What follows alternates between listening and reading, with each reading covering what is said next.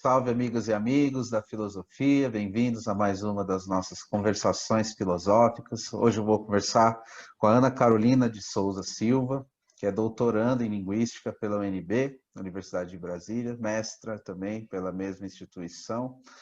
E vamos conversar aqui sobre vários assuntos, né, relacionados ao Brasil, a questão da linguagem, expressões artísticas, preconceitos e tudo mais.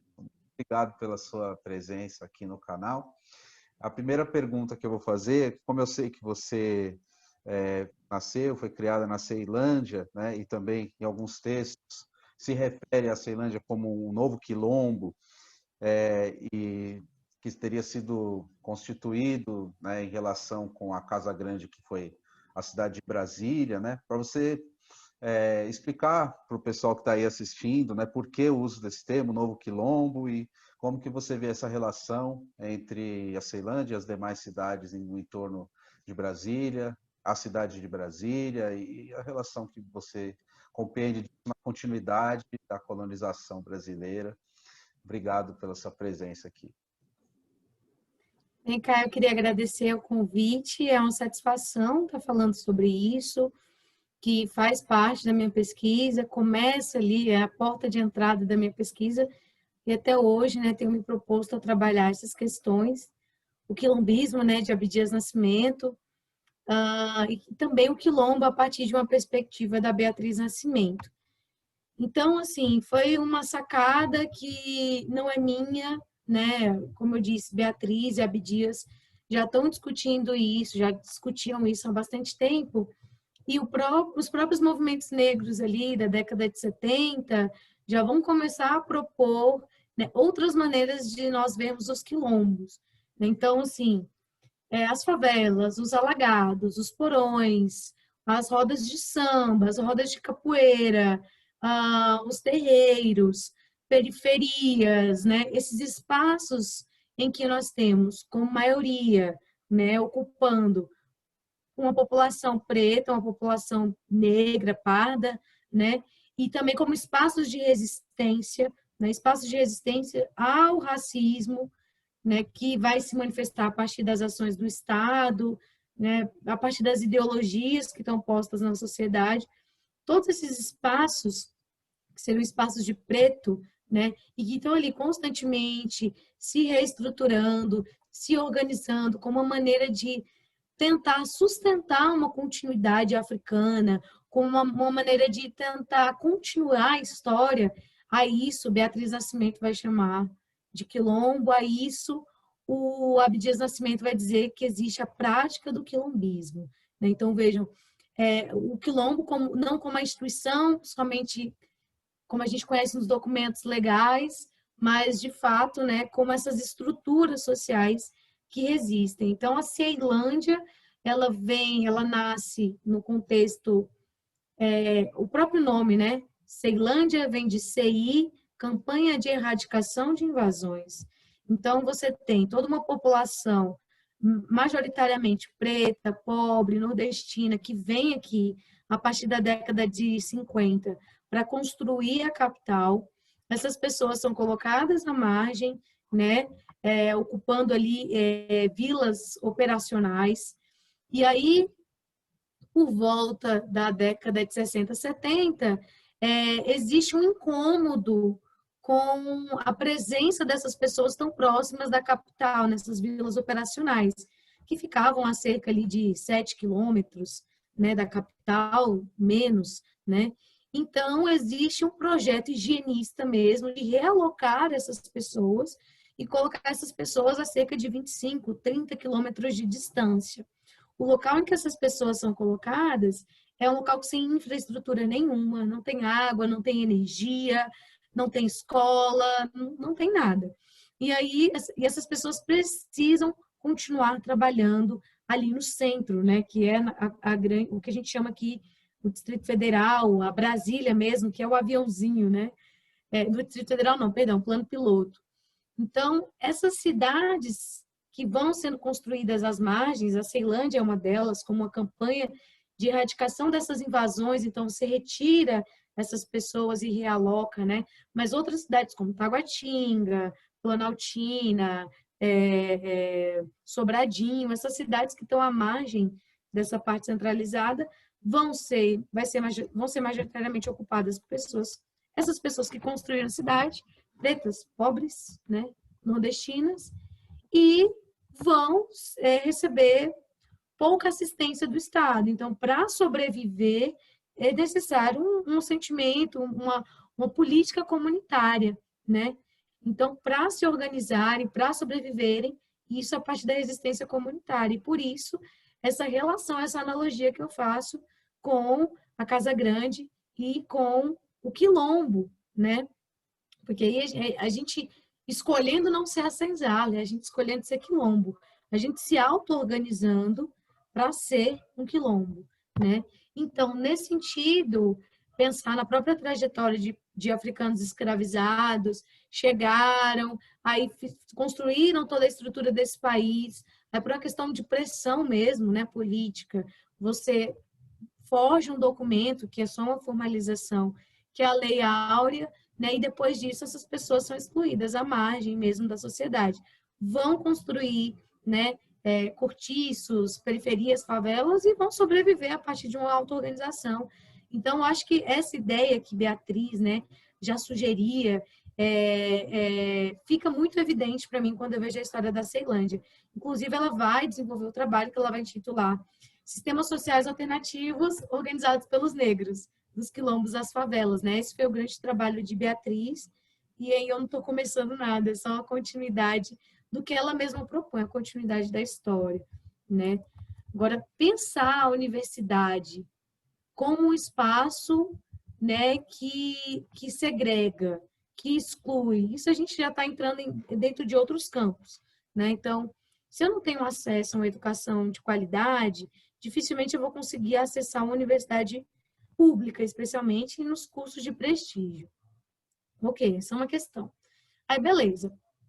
Sem discurso de meritocracia, você tem que fazer o seu corre, você entra dentro da universidade, e aí você passa por outros processos de exclusão, que aí entram dentro dos campos dos saberes. E aí entra o que o Boaventura Santos cunhou e que a Sueli Carneiro desenvolveu muito bem, o conceito de epistemicídio, né? Os seus saberes, eles não valem. Então, entram aí, né, a branquitude do saber, como ela mesma sugere, né? E esses estudos que têm como exclusividade os saberes brancos. Então, o que você tem é um saber popular, o que você tem não é bem-vindo, não é legítimo, porque não está nos livros, porque não foi Foucault que falou, então não serve, sabe? E aí a gente vai tendo outras maneiras de matar os saberes. Então, a universidade, ela também é um espaço colonial, que a gente está começando a entrar agora, está começando a experimentar outras epistemologias, né? Mas que mesmo assim existe muita retaliação.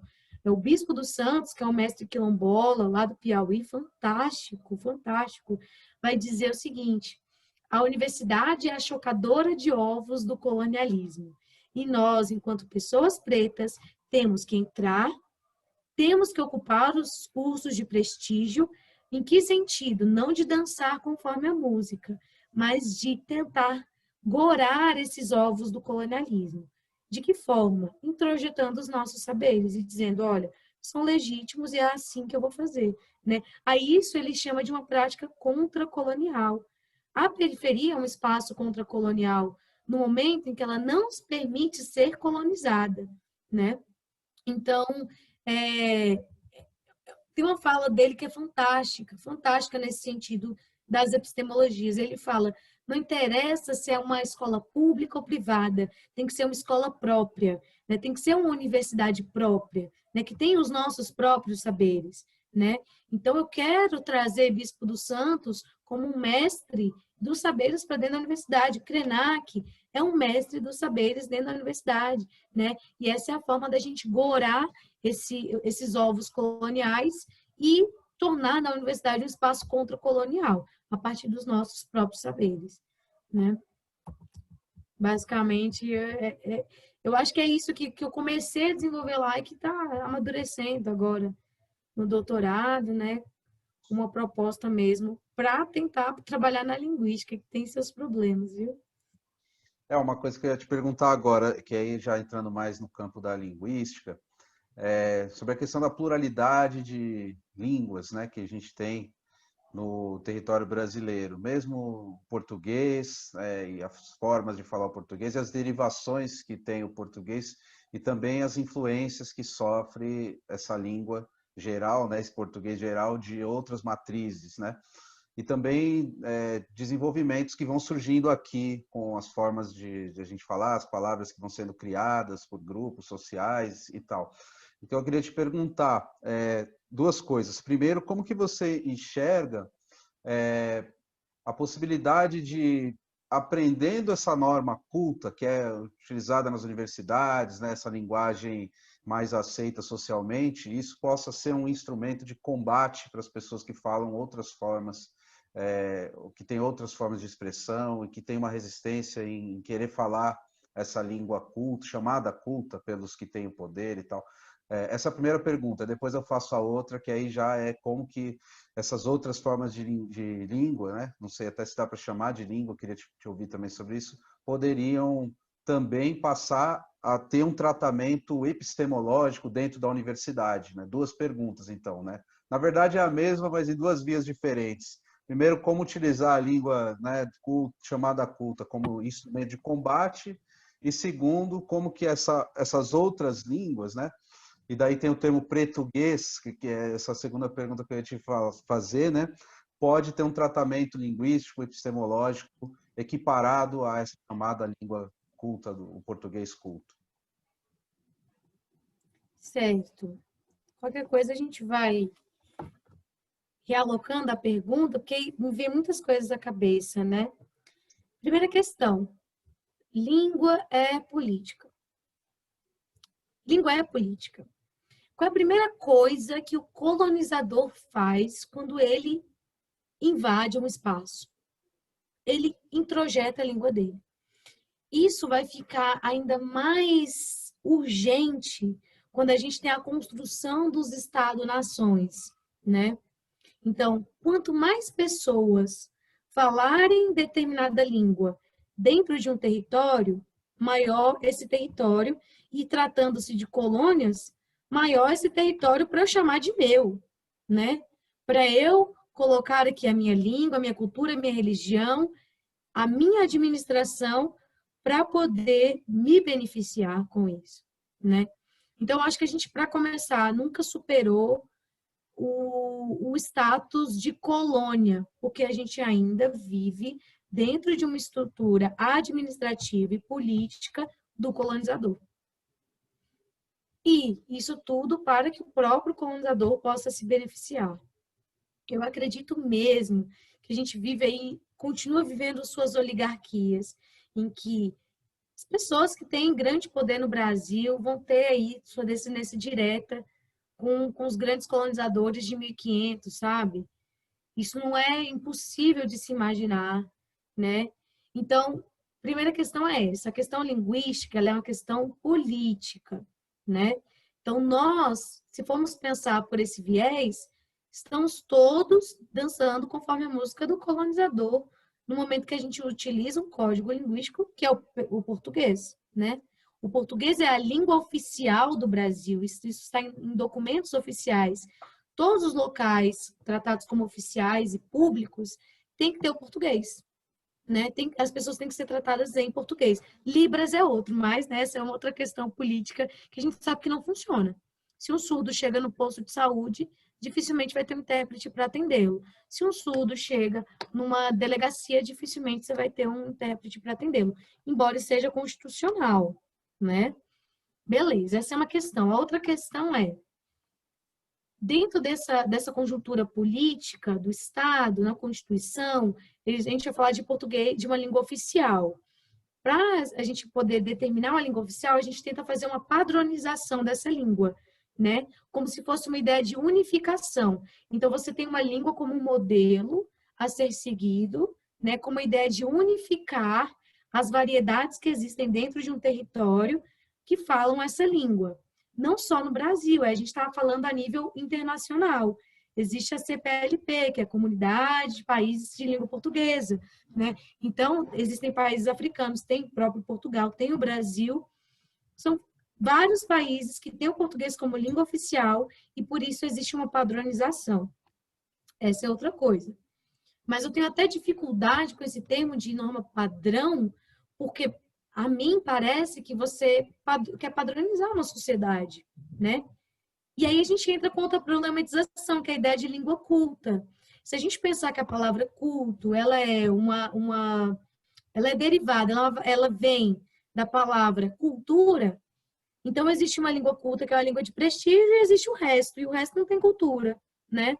Então se a gente associa o que se chama de língua culta como essa língua de prestígio, né, associa isso à norma padrão, o que a gente está fazendo? A gente está excluindo a grande parte da sociedade que não se padroniza, e aí, como consequência, a gente escuta, e eu sou professora de português há muito tempo, escuto os alunos dizerem: eu não sei português, português é difícil, eu não sei falar português, né? Porque isso também é uma prática, assim, higienista, para distanciar mesmo, né?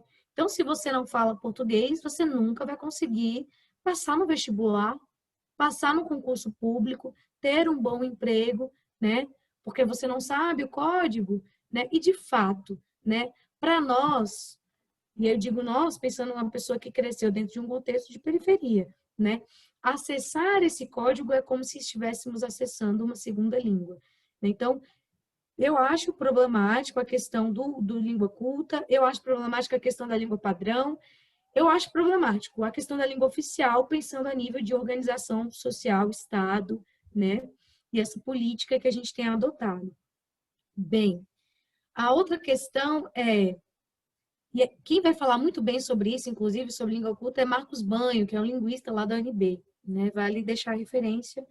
E é um linguista até que tem, assim, né, um certo reconhecimento fora da linguística também, ele é um sociolinguista muito bom. Mas eu também não consigo concordar de todo com o Banho em alguns pontos, no sentido que, de fato, se a gente está dentro dessa organização, a gente precisa dominar o código, né? Como estratégia, a gente precisa gingar, né? Então, dentro das periferias, você vai ter outras variantes. E aí é uma coisa que é importante a gente determinar. A língua padrão ela é apenas uma variante do português que se fala nesse território chamado Brasil. Ela não é o português certo. Ela é uma variante entre várias outras que a gente vai encontrar, né? A própria linguagem acadêmica, ela é uma variante do português, porque ela está cheia de terminologia, de jargões, né? Dentro das periferias, você vai ter outras variantes, a níveis rurais, a níveis urbanos, a níveis de classe, gênero, sexualidade, idade, né? Então, tudo isso vai mostrar diferentes diferentes formas de se adotar o português. E aí, quando a gente vai racializar isso, aí tem a proposta da Lélia Gonzalez, que é o pretuguês, né? Que nada mais é do que esse português carregado de marcas de africanidade. E quando Lélia Gonzalez fala isso, como é que eu, linguista, Ana Carolina, pessoa que estou dentro dos estudos raciais, compreendo? A Lélia Gonzalez, ela não está tratando da linguística crua, sistematizada, estruturada, a nível fonológico, lexical apenas. Ela está falando isso a um nível muito maior, que é um nível simbólico, né? Quando a gente fala de língua, de linguagem, a gente não está apenas falando de um código. É apenas um código quando está na escrita. Quando vem para essa relação aqui, existem outras coisas, né? Existe uma prosódia, existe um sotaque, existe alguns vícios de linguagem, e existe uma linguagem corporal, existe uma trajetória ancestral, existe uma memória que faz com que eu organize a minha fala, que eu utilize determinadas terminologias, porque eu trouxe isso da minha avó, mãe, e que não é só a nível de uma palavra. Tem muito mais, uma palavra tem muito mais. Eu lembro o Rampatebá, né, quando ele fala em tradição viva, né, a língua é viva, a língua é orgânica. Então, ela é muito mais do que uma tentativa de dicionarizar o código, né? Há muito mais que a gente não pode explicar com o código. E isso, Caio, especialmente quando a gente pensa que o que nos resta é o código do colonizador. sabe? Eu não tenho mais o código africano da comunidade que trouxe essa língua para cá, eu não tenho mais. E quando essa língua morre, morre muito mais do que um código, sabe? Morre muitos saberes, sabe? Então, quando a gente pensa, né, como é que a gente vai tratar essas outras línguas, né, quando você fala a nível epistemológico, bem, a gente já tem na Universidade de Brasília um estudo profundo sobre línguas indígenas, né? Na tentativa de fazer registro de línguas indígenas, etc. Mas isso não pode se restringir a um registro, sabe? A um arquivo. Ah, a gente conseguiu salvar essa língua porque ela está arquivada. Não, não pode se restringir a isso. Se eu for estudar uma língua indígena a partir de uma epistemologia de um cara que é lá da austríaco, tá nem aí para o Brasil, sabe? Desenvolver uma teoria sem pensar nisso, sabe? Eu acho que eu tenho minha dificuldade, então eu acho que a gente tem que pensar como é que eu consigo trabalhar essas línguas tratando de outras epistemologias. Chama o Krenak, chama a Guajajara, chama outros que estão aí vivos e que estão disseminando saberes e que são grandes filósofos, né, da nossa sociedade contemporânea, que tem muito mais a contribuir a nível de saberes do que talvez o próprio Saussure. Talvez os linguistas aqui estejam querendo me matar, porque você falar de Saussure, mal de Saussure na linguística é tipo falar mal de Marx na sociologia, sabe? Mas, de fato, assim, acho que a gente precisa, né, não é jogar fora o que o Saussure disse, mas atualizar esses saberes, sabe? Dizer, não, o Saussure não dá conta sozinho, o Saussure não estava pensando a nível de Brasil, a nível de colônia, né? Então, é preciso inserir essas outras epistemologias, sim, né? O português, existe uma grande discussão dos crioulistas no Brasil, uma briga mesmo, para dizer que no português não tem línguas crioulas, né? Para mim, quando Lélia Gonzalez está falando do português, ela está falando de uma língua crioula, né?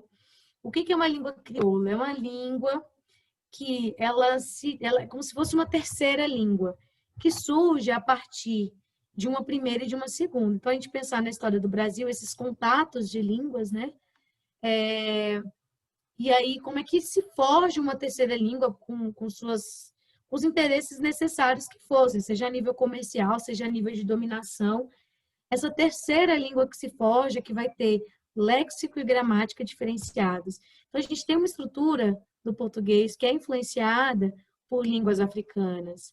A gente tem uma estrutura do português a nível lexical que tem grande influência de línguas indígenas e africanas.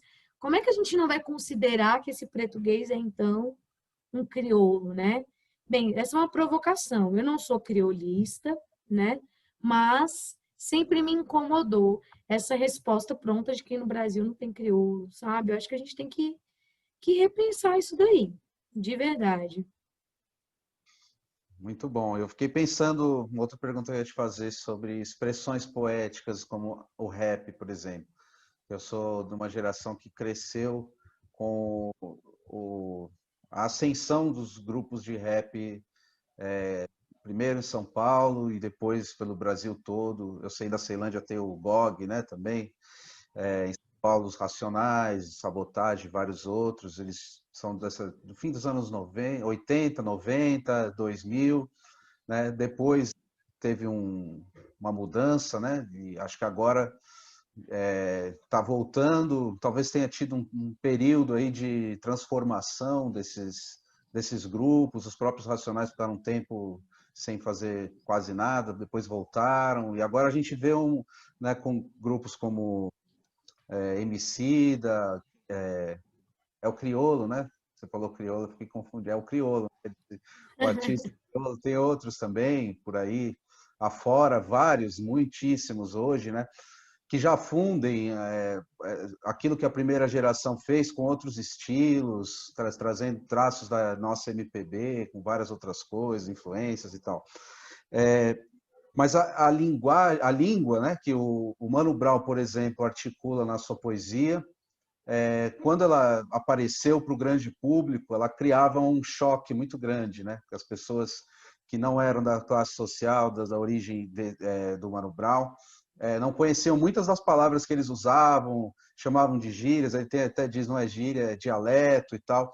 Então, isso criou deu uma visibilidade muito grande, né, a essa forma e mostrou a potência do rap, né, e desse tipo de poesia que hoje está consagrado, né?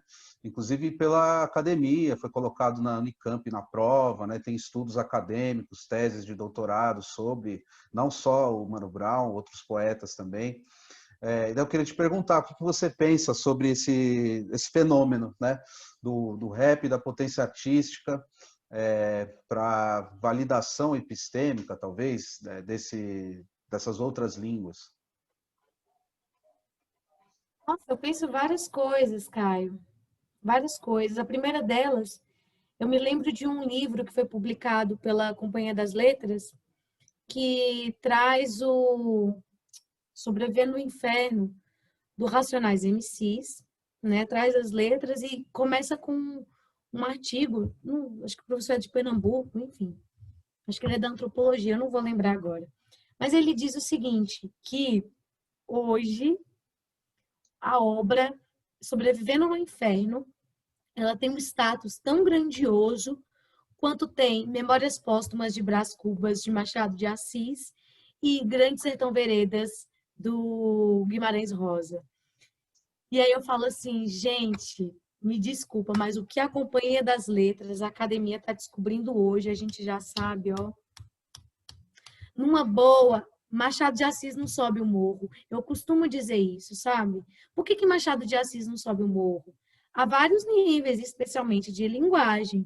A gente tem o Machado de Assis, é ótimo, eu gosto, leio, sabe? Mas assim, não acessa.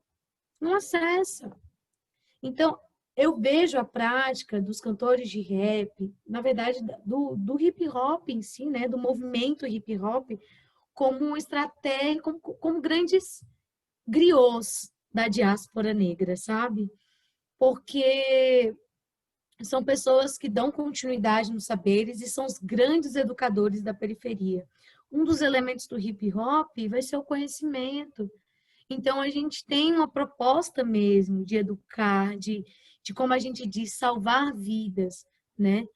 Eu tenho, ainda quando eu estava ali na graduação, desenvolvendo o TCC, eu me propus a pensar no material didático, mas depois eu resolvi pensar numa metodologia que eu pudesse aplicar dentro das escolas de periferia na Ceilândia e fiz uma experimentação.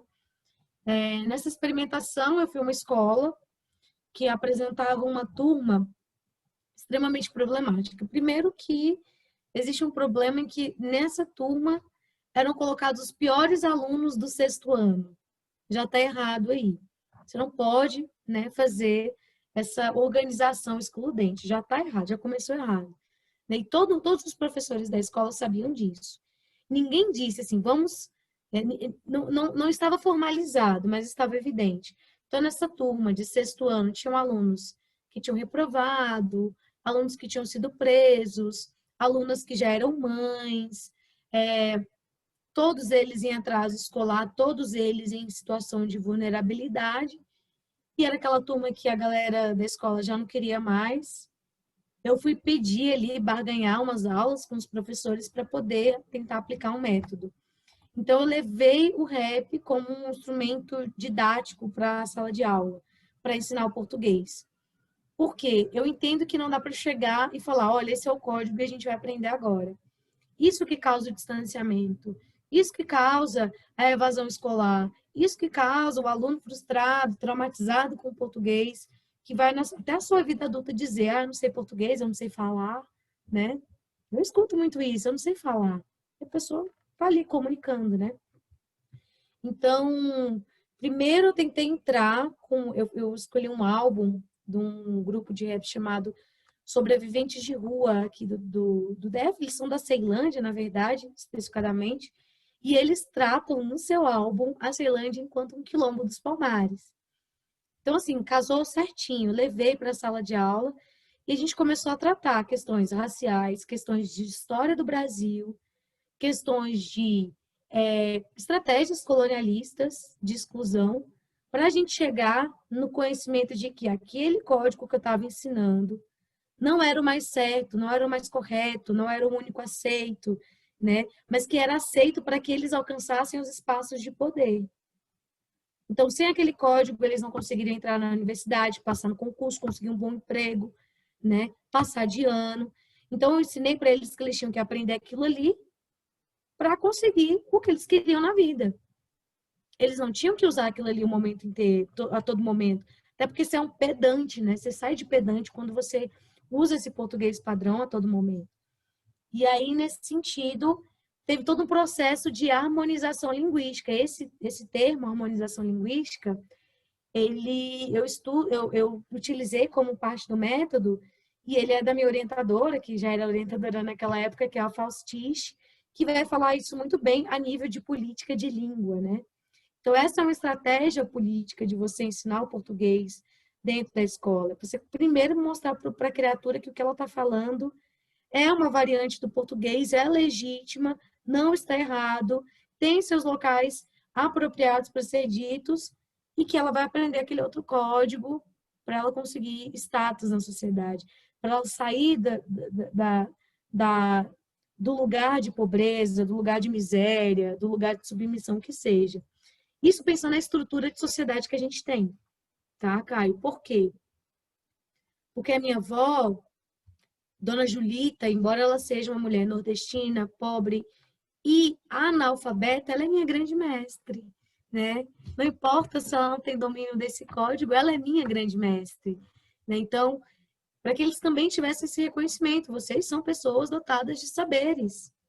E não esses saberes não têm que ser excluídos porque você não tem esse código específico, sabe? Na verdade, você pode disseminar esses saberes ou aprender muito mais a partir desse código, né? Essa fica uma escolha sua também, tá bom? E eu tratava eles dessa forma. Foi fantástico o trabalho, muitas emoções. Tá lá no repositório da UNB, quem quiser ter acesso. Mas foi bem interessante, assim, sabe? Aplicar esse conhecimento da linguística na prática. Muito bom. Eu queria te perguntar agora se você, como é que você vê a questão das chamadas, agora está muito discutido isso, pautas identitárias e a relação que você poderia estabelecer, talvez, com a linguística, né? Você acha que isso vem no sentido de construção de identidades ou seria uma forma de tornar mais plural as relações, mais plurais, né? E essa aceitação maior entre pessoas que falam de um determinado jeito ou de outro, que mobilizam uma determinada língua ou outra? Como que você vê essa questão do identitarismo? A gente vai demonstrar a identidade a partir da linguagem, com certeza. Eu acho que pensando a nível linguístico, o que a gente tem que fazer é o que você mesmo já colocou na sua fala, pensar nessa pluralidade, sabe? A gente parar de pensar de uma forma única, sabe? Isso é muito, eu acho que isso faz muito parte das epistemologias branco-euro-ocidentais mesmo, sabe? O Bispo dos Santos que vai falar disso, assim, de forma muito engenhosa, quando ele vai falar de saberes plurais, saberes orgânicos, né?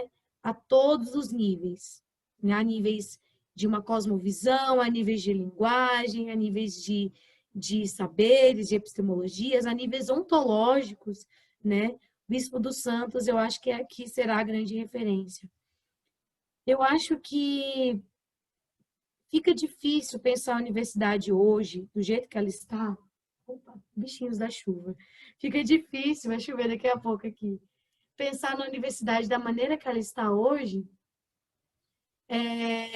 trabalhando essa pluralidade. Do jeito que eu vejo a universidade hoje, eu acho que ela não vai deixar de ser uma colonizadora no momento que vai estudar essas variantes como um objeto de pesquisa, sabe? Eu estou estudando esse objeto de pesquisa para eu conseguir o meu título e me tornar uma especialista nesse assunto, e você não tem mudança social nenhuma, sabe? Betânia, não sei se essa sentença é dela, mas eu conheço nela, diz: vou aprender a ler para ensinar meus camaradas. Quando a gente vê os nossos camaradas indígenas dentro da linguística, né, na pós-graduação, especialmente, trazendo ali os estudos da sua língua, eles estão fazendo isso não é só para fornecer material para a universidade, é para voltar para a comunidade e oferecer saberes para a comunidade também. Então, acho que há níveis de identidade, de saberes, de pluralidades, só vai funcionar quando todo mundo se beneficiar. Quando eu parar de ser um objeto de pesquisa para a antropologia e começar a me beneficiar com isso, sabe? A última pergunta que eu ia te fazer é sobre análise crítica do discurso, como que ela pode servir de instrumento para denunciar, esmiuçar aqueles preconceitos que existem em expressões, na língua em geral que a gente usa e muitas vezes não se dá conta de que é um termo preconceituoso que pode até reverter esse preconceito se a gente tiver como instrumento, né, a análise do discurso. Para você falar um pouquinho disso, né, a linguística acadêmica, como que ela também pode servir para isso, desde que apropriada devidamente. A análise crítica do discurso, ela foi desenvolvida pelo Fairclough e ele...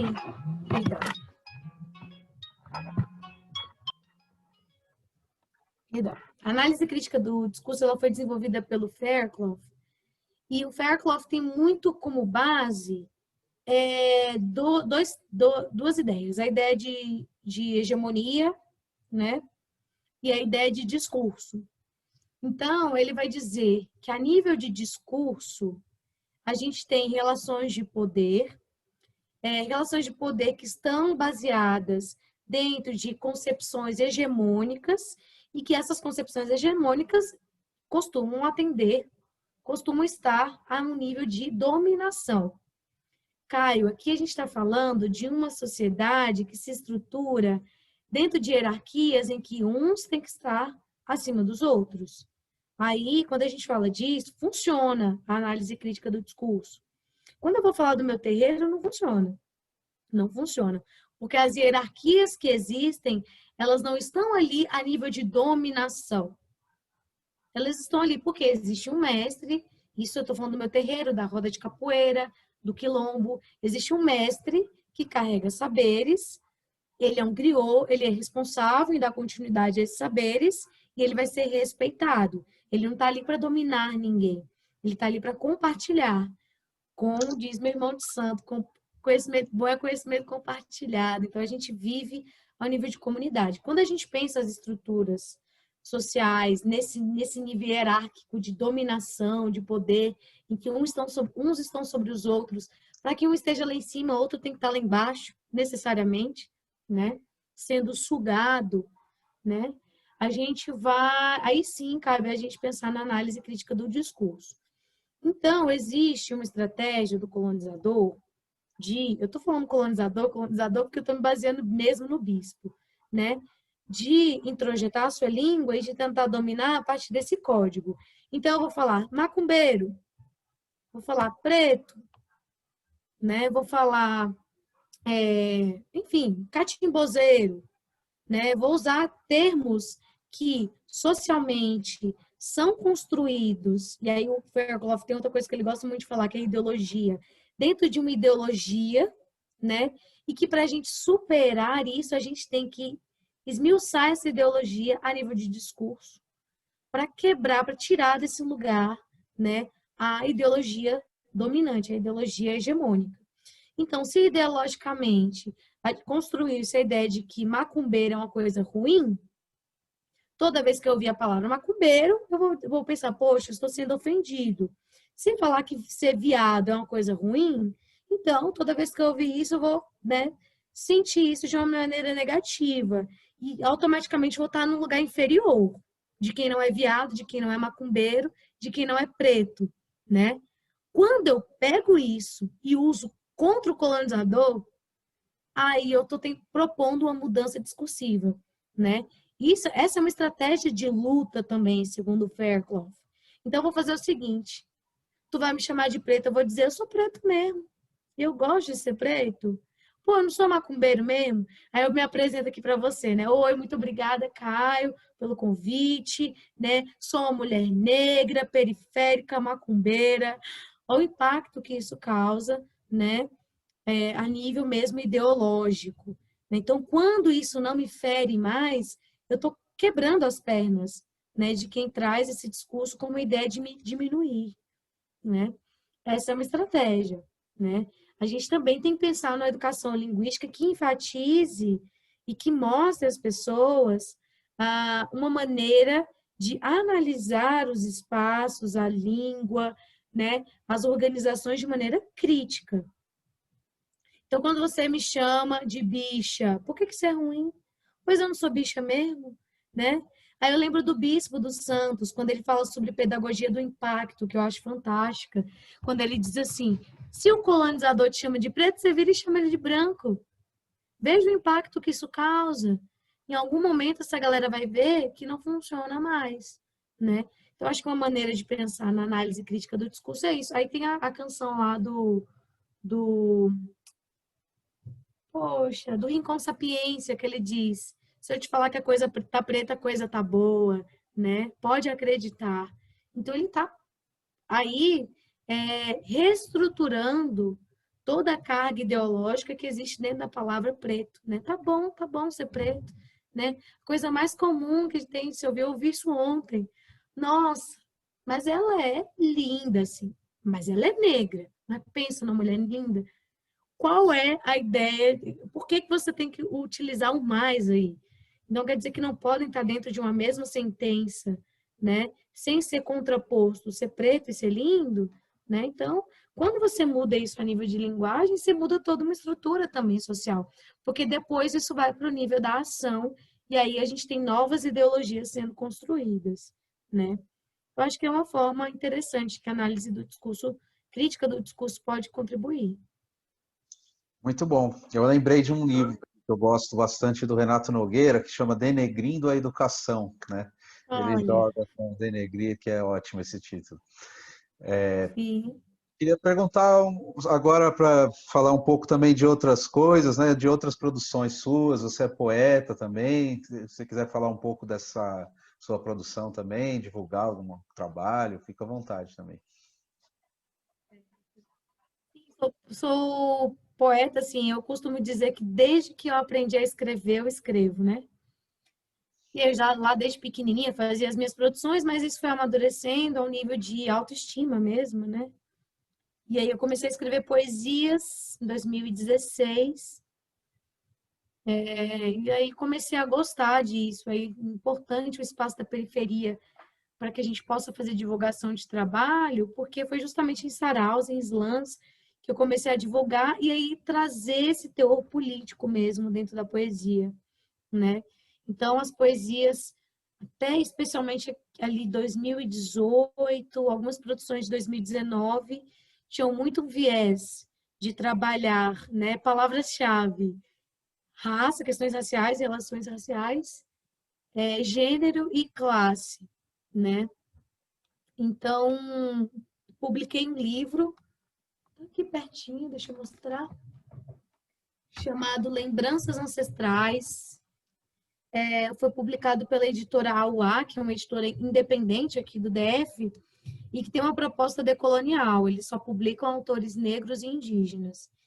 E aqui a ideia do Lembranças Ancestrais foi publicado em 2018, que eu acho que conversa um pouco com aquela ideia da Catiúcia sobre o futuro é ancestral, no sentido de que a gente precisa resgatar as práticas ancestrais como uma forma de cura mesmo, a todos os níveis, né? De recuperação de saberes. Mas, assim, tentar trabalhar isso sem ser uma alegoria, né? Quando eu falo de saberes ancestrais, eu estou falando dos saberes que a minha mãe tem para mim, que a minha avó tem para mim. Estou falando dos meus ancestrais vivos, né? Do que o meu pai de santo tem para me dar. Meu ancestral mais próximo não é Yansan. Eu acho que hoje existe uma alegoria muito grande sobre o que é ancestralidade. E não é isso, sabe? Ancestralidade é você olhar para quem veio antes de você e você identificar os saberes que ainda não foram mortos, né? Saberes vivos mesmo. Né? Então, Acho que esse livro vem com essa proposta de resgate, e tem outras publicações também, outras coletâneas, aí são mais coletâneas, meu mesmo é esse. Tenho algumas divulgações no Instagram, mas não é uma coisa que eu não estou dando muita atenção agora. Acho que o mais interessante seria acessar o livro mesmo. Dá para acessar pelo Instagram da editora, @editora AUA, ou pelo meu Instagram, você manda uma mensagem lá, a gente estabelece contato, que é Carol com C, Carol Sou Poeta. Maravilha. Para facilitar, eu vou deixar os links aqui na descrição do vídeo. Aí o pessoal que quiser depois procurar, já fica bem fácil, é só clicar. Muito obrigado pela conversa, muito simpática você, gostei muito de conhecê-la, ouvi-la também. E se quiser dizer mais alguma última coisa, pode ficar à vontade. Mais uma vez citando o Bispo dos Santos, ele está sendo meu favorito no momento. Essa fala não é minha, sabe? É importante ter esse reconhecimento de que são saberes que eu fui construindo a partir de todas essas pessoas que eu citei, mas não só, sabe? Da minha própria comunidade. Então, eu agradeço a quem veio antes de mim, quem possibilita e autoriza que eu esteja aqui, né? A nível físico e a nível metafísico, fazendo o compartilhamento desses saberes que eu consegui acessar até aqui.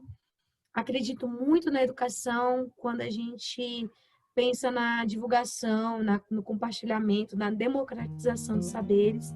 Então, por isso, eu gostaria de agradecer a você, Caio, né, por possibilitar essa disseminação, né, agradecer imensamente pelo convite. É uma satisfação muito grande estar aqui, né, dentre outros tantos que eu admiro, que estão aqui no teu canal também, viu?